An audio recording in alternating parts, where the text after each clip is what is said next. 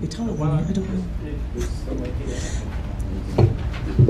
When I published the collection book Personal Nudity, I put it into 2 volumes, and longer poems and things were into Reveal the other hand. And it's just amazing that I've got all these different things from performance art shows, me banging on a drum when I did tin, and it's just very funny to see these things. But once again, sorry, I'm gonna find 2 from here that I have not shared with people very often, because this was cool, because, I video record stuff, so I'm like, I have some that I've read a lot, and I can have 7 of them there that were probably, read 7 times when this was published, and I don't think I've read this one barely ever, so we'll start with this one.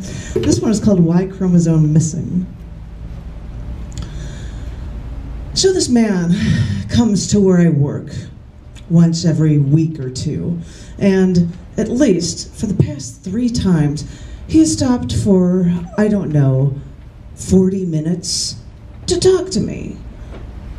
And I have a job to do. Even if I didn't have to actually be here, I'd rather, stick my hair and tuck it behind my ears repeatedly, or pick at the skin around my cuticles than listen to him. But please, let me tell you something about this man. And yes, he has told me all of this repeatedly. He is 66 years old. He worked 2 jobs and made a ton of money. If the economy would improve, his house would be worth probably $3.5 million, again, with jacuzzis, both indoors and outdoors. And he had 3 wives, but divorced all of them because all of them cheated on him. Can't imagine why. He had 2 daughters, and he tells me they are good looking, but they're still both single after 40. So he helped buy each of them their own house, and he's told me more than once that he wished that any of his wives could have been given him a son. I mean, he loves his girls, he tells me, but why couldn't they give him a son? A few boys would have been better, but if only they could have given him just 1 son. Yes, he has told me this repeatedly while I'm working. I'm sorry. I thought I should share this with you before he spots me. He spots me somewhere, time in the future, and tells me his life story about how much money he has and what a nice guy he is, before relaying to me how his desire to have a son once again. This is the joy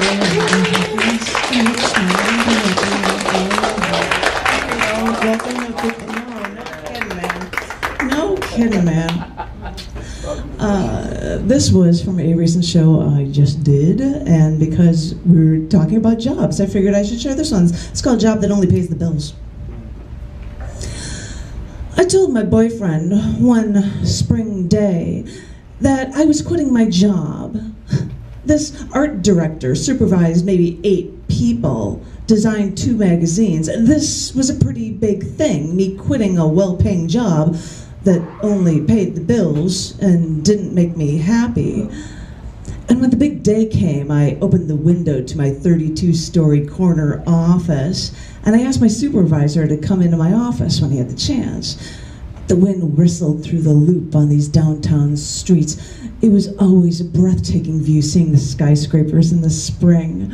And when my supervisor sat down at my desk, and before I could break the news, there was a knock on my door.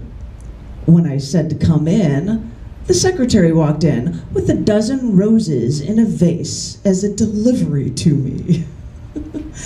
I said, "Thank you," and as she closed the door, I looked at my supervisor, but looking at the roses, he already knew the news.